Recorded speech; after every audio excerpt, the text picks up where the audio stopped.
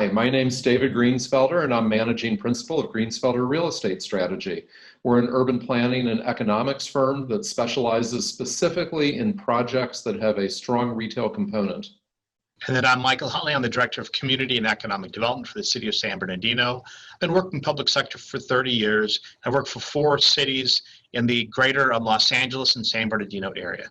Malls have an interesting history in the United States. Prior to World War II, there were a lot of downtown shopping districts and many very strong downtown shopping districts, most of which were anchored by a local homegrown department store. After World War II, with the advent of the car and the suburbs, the department stores began to move out into the suburbs and anchor shopping centers. As this happened, there were fewer reasons for people to come and visit urban downtown shopping destinations, and the mall took root. As things began to evolve over the years, discounters began to proliferate. And by the late 80s, we began to see the departments moving out of the department stores as big box retailers had advantages in terms of distribution and pricing, providing everyday low prices in a big box environment.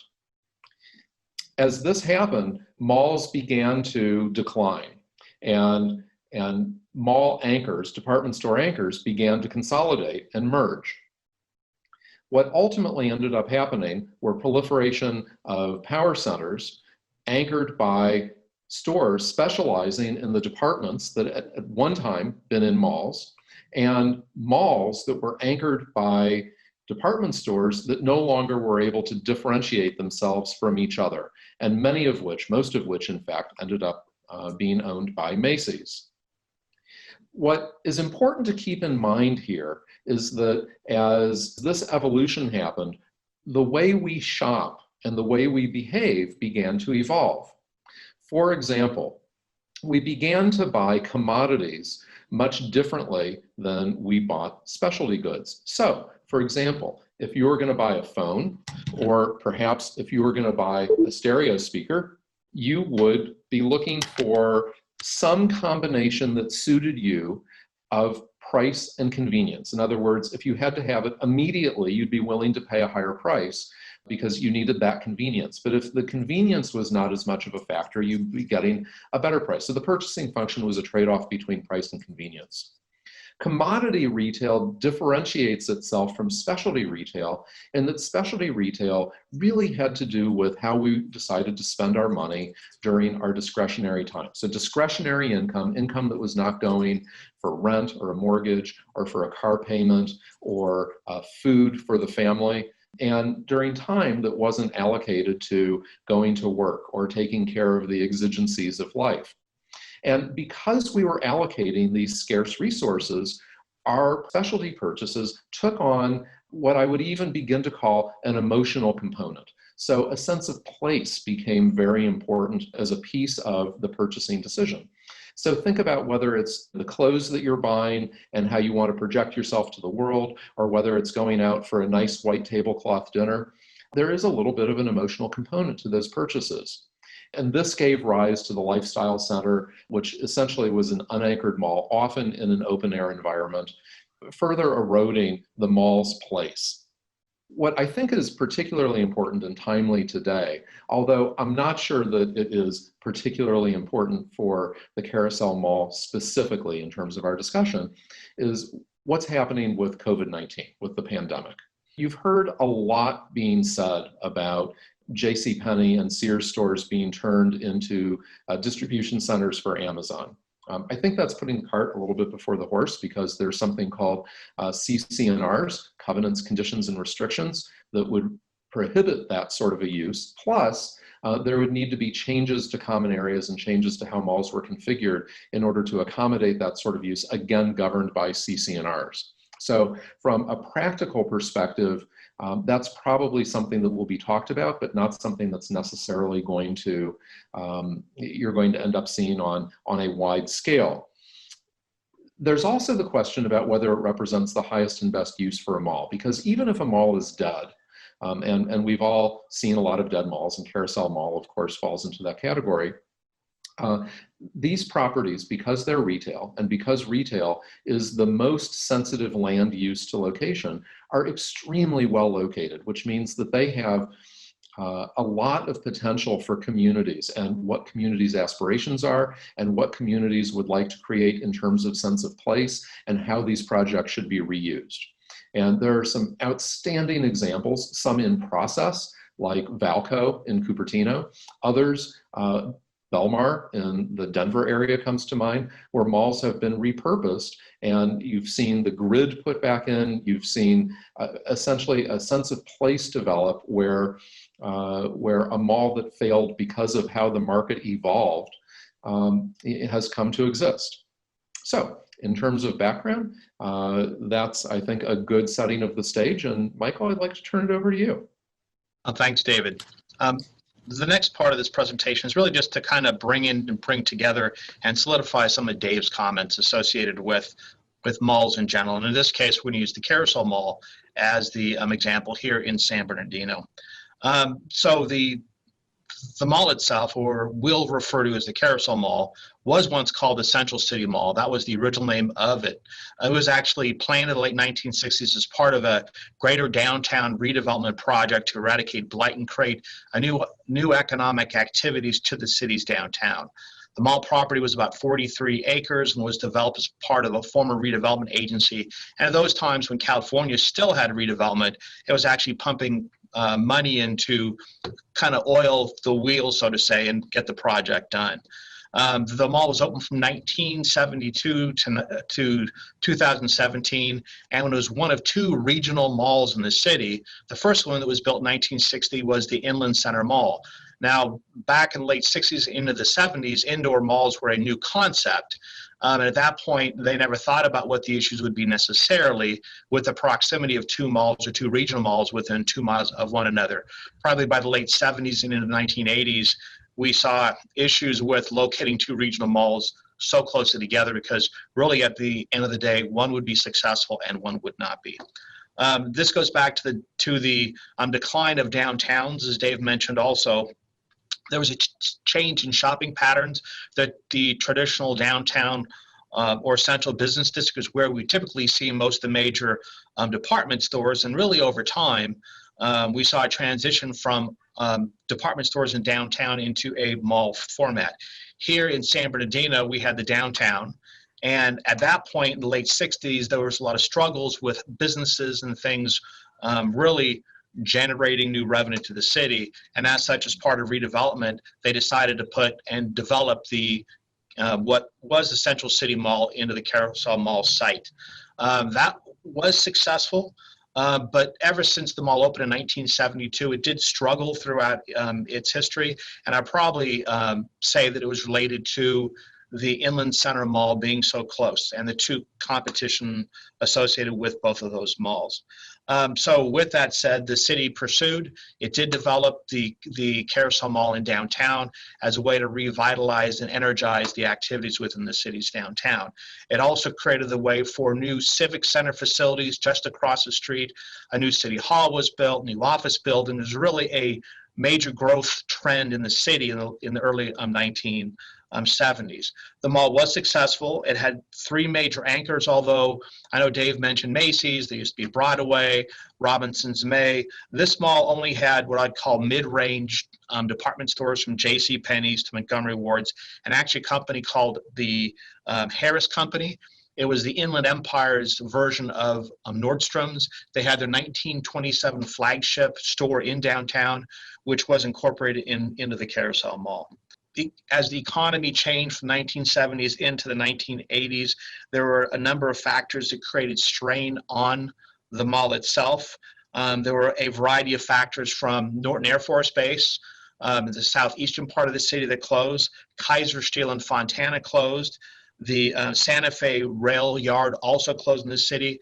That had employed approximately 20,000 people within the community, and with those job bases leaving the city, it actually created more of a struggle for retail sales to also include the Carousel Mall. Now, I also want to point out that from a planning perspective also, and the way the city's general plan and zoning land use regulations are set up, there was an area in the southern part of the city off the 10 freeway which allowed for the development of Hospitality Lane Corridor. This was a grouping, it was a restaurant row, professional offices, and that was another key factor that led to the downturn of downtown, but also to the Carousel Mall. A lot of the businesses in downtown actually relocated down onto hospitality, and we started to see a wide variety of businesses, offices relocate and such, and the mall continued to struggle. So up into the mid-1980s, the city was aware that there were issues with the Carousel Mall, did everything it could to try to foster some growth, and actually in, I believe it was 1991, it actually changed the name from the Central City Mall to the Carousel Mall. Not only did the Carousel Mall use this, but a number of malls throughout the U.S. would incorporate entertainment components. This happened to be a carousel into the mall, which is why they changed it. They thought that would be a tool to attract residents and business people into the mall to shop. That kind of worked for a short period of time, and then that started to wane, and the mall continued to struggle. So in 2008, the city worked with the Urban Land Institute. They came in and they did a study, and they identified a lot of the issues in downtown to include the Carousel Mall. By 2008, 2009, the city hired a company called EDA, now it's called AECOM, and they put together a vision plan that was approved in 2009, but was more of a vision plan and not a specific plan for future growth and development. With that said, the next step that really created more of a struggle for the Carousel Mall is the state of California, in the infinite wisdom, wiped out redevelopment statewide, and redevelopment here in the state of California primed the pump for cities to be able to, or I should say redevelopment agencies to foster growth and development. Unfortunately, the state wiped out redevelopment agencies statewide, and it took some 5 years before the city had the capabilities of doing something with that property. The other component too that I want to mention, not only was downtown and Carousel Mall having financial difficulties, but so was the city. The same year that the state wiped out redevelopment, the city also had declared bankruptcy. So with that, that created another issue that the city would have to work through. Fast forward now to 2020, starting 3 years ago, the city really started to reach out and try to look at opportunities with this property. Again, it's 43 acres, it's located in the heart of downtown, and it really wanted to re-energize and revitalize the city's downtown. So with that, the city went out and posted a request for qualifications. We received 11 proposals that came in. We selected the top 3. We did a competitive RFP. And really at this point, we're evaluating those proposals, and what it'll end up taking would be us to engage the #1 candidate, and then for us to do master planning with them, work on their entitlements, and then sell the property to them. Most likely would identify these as a master builder, and they may have other interested development entities come in and partner with them to actually redevelop the site. But one of the points I do want to make is, as we evaluate the site for future redevelopment efforts, the point I want to make is, in the 1960s, that was only the beginning of the environmental laws in the state of California. So when they tore down 5 street blocks to build the 43-acre mall, they didn't remediate the soils, and there's about 15 sites on site we need to take a close look at. So the Department of Toxic Substance has actually reached out to the city of San Bernardino, and they want to engage us and work with us to evaluate those 15 on-site areas that we've identified might have contaminants. So with that, Maryam. Thank you, Michael, and thank you, David. My name is Maryam Tasnif-Abassi. I am with the Department of Toxic Substances Control. I'm the Brownfield Development Manager statewide, and my role really is to help cities, counties, communities, developers who are interested in taking contaminated land and working with us to bring it back to safe use, reuse, or a higher and better use. So we've got a bunch of different programs that we use and funding sources that we use to try and help facilitate this overall process. Where we fit in with this conversation that we're having today, with the information that both Michael and David have provided, is that we have been looking for ways to fill in the gap that the void of the redevelopment agencies left. Understanding that when the redevelopment agency is dissolved, there was a gap that was created both from a funding perspective, from a regulatory perspective, using those Blanco-like protections, and just from a resource perspective. So for the past few years, we have been looking at different areas in California where we think that we can provide some help to an effort that's ongoing, because in the value chain of redevelopment, our portion is relatively small, specific, and confined to our jurisdiction. There's not much that we can do. But when we recognize larger efforts going on by a different entity, a sister agency perhaps, we feel that there's some support that we can provide. What we did with San Bernardino is that we developed an application for a US EPA Brownfields assessment grant, and we were luckily very successful, because the narrative that we wove in the application was bringing light to the issues that have occurred with Carousel Mall, its low disuse, and the negative impacts on the community. And because environmental uncertainty is such a factor in redevelopment, we felt that our role could serve the city and the community by coming in and using funds from this grant to reduce the questions associated with the environmental conditions. The way we would do that is that we would work with the city on these 15 sites that they've identified, figure out what their priority is, and we're going to be using our grant for environmental investigation and the technical management and oversight of those projects. And there's different tools that we can use. There's, of course, the most obvious, which is we'll use the funding to actually conduct investigations and create a greater understanding of the conditions that way. We can use our project management resources to analyze the data and come up with options for the city and for the developer that they're having conversations with to determine what would make the most sense. And we can also offer different types of liability protection and immunities to developers who are coming in and taking on some of the work associated with this site.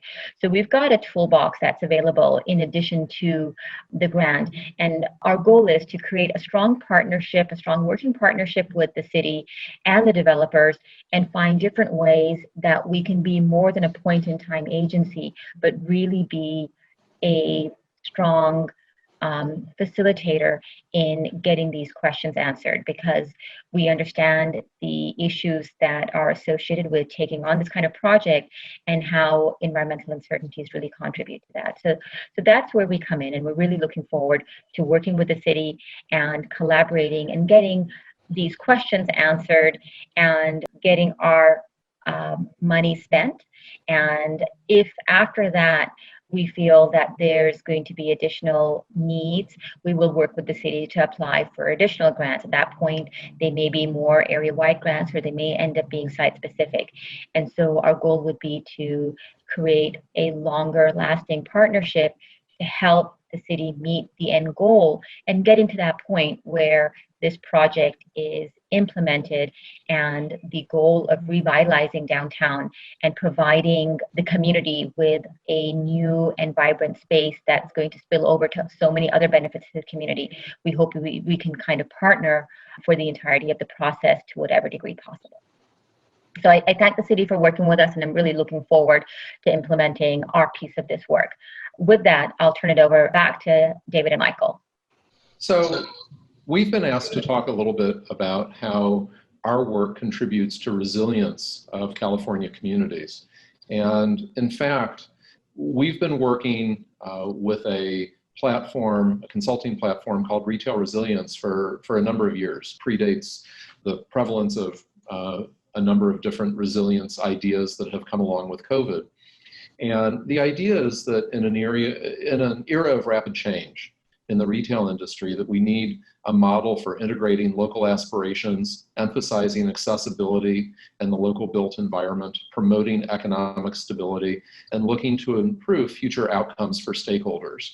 And I think that it's important that we also look at this really from a quadruple bottom line perspective, that we're looking at social equity, we're looking at the environment, of course, we're looking at creating economic value, and then the fourth leg of that stool is future outcomes.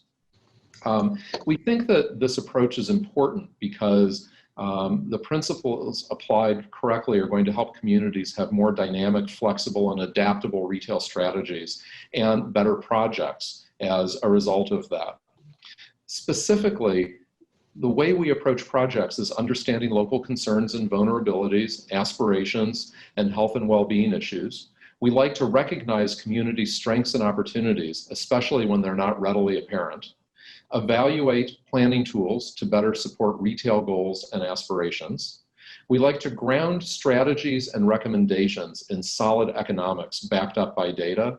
And then finally, we like to take advantage of innovation and technology to bolster plan implementation. Michael, what about on your end? First and foremost, I want to thank DTSC for reaching out to the city and providing the funding source that they reached out to the US EPA on. And as I mentioned earlier, based on the state's infinite wisdom, it wiped out redevelopment statewide, and redevelopment agencies provided the funding necessary to help local government move and create projects. With that said, unfortunately, the agencies are no longer around, and actually DTSC's interest in assisting the city helps move forward the benefits associated with kind of reinventing our downtown, which comes into a lot of what David just talked about also. We are talking about the historic part of our downtown that was demolished in the late 1960s to build a mall.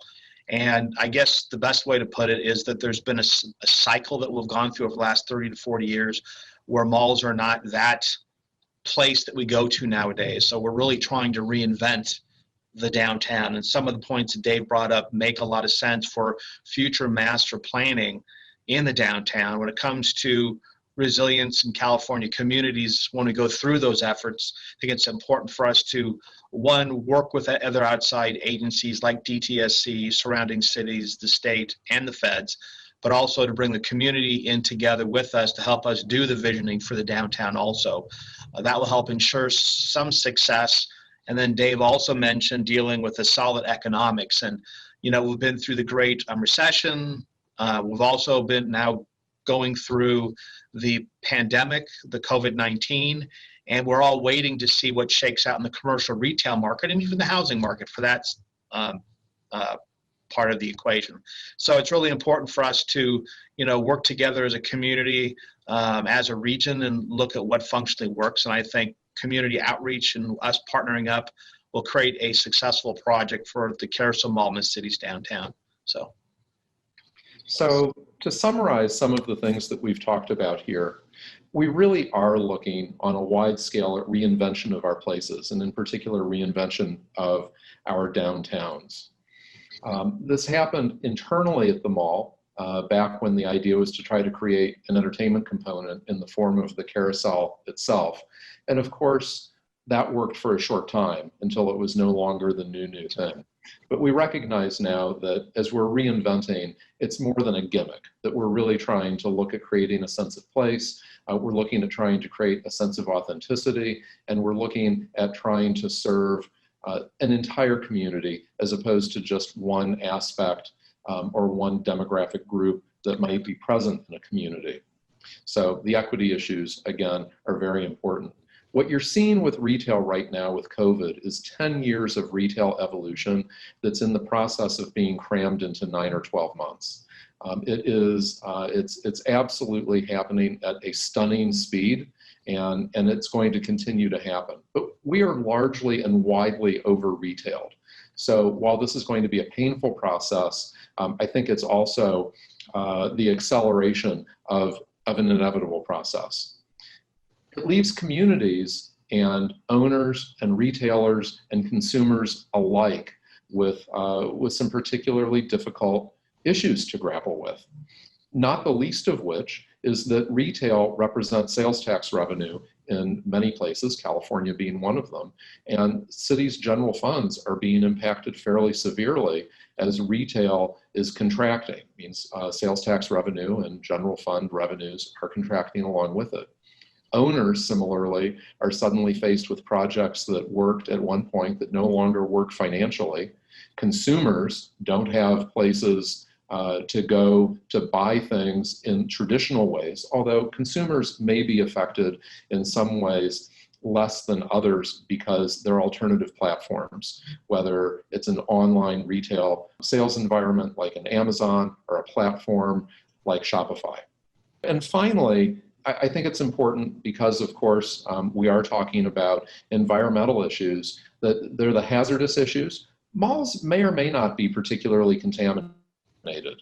They were often redeveloped, as Michael said before we had the level of awareness that we have today about environmental issues. But unless they were built on hotspots, on larger hotspots, it's likely that while there may be certain smaller hotspots on the site, the entire site is not contaminated.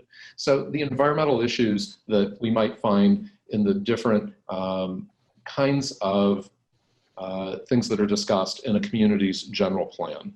So in terms of reinvestment in our communities, malls represent a huge redevelopment opportunity for communities and the residents that live in the communities in which the malls have operated. And while we certainly want to make sure that we're addressing the hazardous environmental issues, and of course that's the topic of our conference, it's also important to understand that these malls aren't necessarily the most contaminated areas that we might come across. They might be characterized more by hotspots than being overwhelmingly contaminated. The environmental issues that we may be addressing with malls might be the kinds of elements that you see in a city's general plan, whether it's economic development or transportation or housing or any one of a number of things. And malls represent an opportunity for communities to think about redefining their cores and redefining how they want to operate for residents, for visitors, and to act as a town center and an opportunity to develop a source of pride for community. Thank you very much.